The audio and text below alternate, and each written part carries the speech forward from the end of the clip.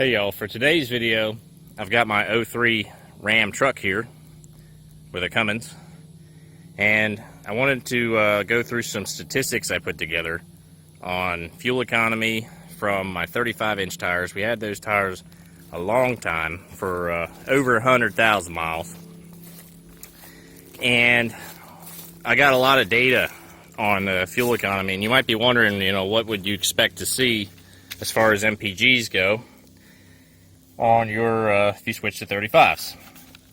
So we had 207 tanks, and this wasp is gonna harass me again. This is take two. I'm gonna walk over here. So we had 207 tanks, 18.12 miles a gallon was our average. We had 95% highway miles in that time. That's a lot of tanks, but the tires lasted an incredibly long time. One thing I will say is when they were first put on, fuel economy was only in the mid-17s on a good day on the highway. Whereas at the very end, they were actually in the mid-18s on a good day on the highway. So we did have them put on in the winter and taken off in the summer, which is part of the differential there. It contributes a bit. But fuel economy did rise as the tires lost some of their tread. So next thing, I've got brands here for fun. I started keeping track of brands, I think it was last summer. And by that point, fuel economy was generally hovering around the 18s on a normal day. Most of these actually are better than average, which shows the growth of fuel economy as the tires got older. But let's see here. Number one was Stop and Go. This is like a local station. It just opened up a couple of months ago, and I filled up there a few times already. And I brought this one up and put this one in the data because having brand new everything, brand new tanks, brand new pumps, brand new filters, everything was brand new there. That seemed to help a little bit because it got number one in my data. Number two is Raceway. It's very interesting. Racetrack, a couple spots below there, and Raceway, they're supposed to be pretty much the same thing. And they are a little bit different. Both have five Phillips. So, not sure what to say there. And then, out of the big ones, Exxon, Shell, and Chevron. Chevron did the best at 18.37. Exxon and Shell were right behind there at 18.25, 18.20. Those are relatively identical.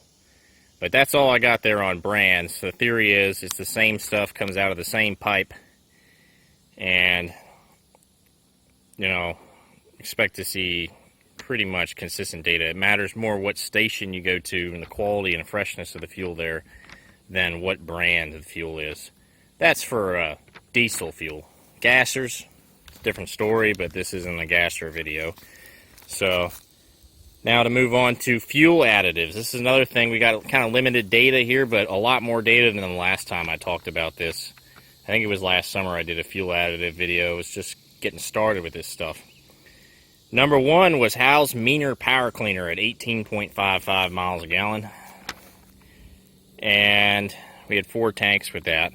Optilube XL was number two at 18.46. I definitely like the Optilube XL. It's probably my favorite one on here. I felt the truck had good results that were actually noticeable. The How's MPK, I guess, did a pretty good job. I was on a long interstate drive when I was running that, so that helped it out a little bit that we didn't stop hardly at all, but every 200 or 300 miles. So Diesel Clean came in number 3. Diesel Clean kind of leapfrogged Standard Blue there in the end. I used Diesel Clean in my very last tank and got just about 19 miles a gallon. That was enough to bump it up above Standard Blue, but they all did fairly well. Most of these above our average fuel economy. So none of them had more than 8 tanks, so sample size leaves a little bit to be desired, but I tested a lot of different additives. So that's part of why the sample size is so small for you. Okay, Had to step away there for a second. I keep getting interrupted. Was trying to film this all in one swoop so I wouldn't have to edit the video. But we're gonna have to do some editing. Alright, so I was talking about summer versus winter. Summer was like 18.5 miles a gallon, and that's pretty impressive for 35s. Winter, 17.86 is not too bad either, over 57 tanks.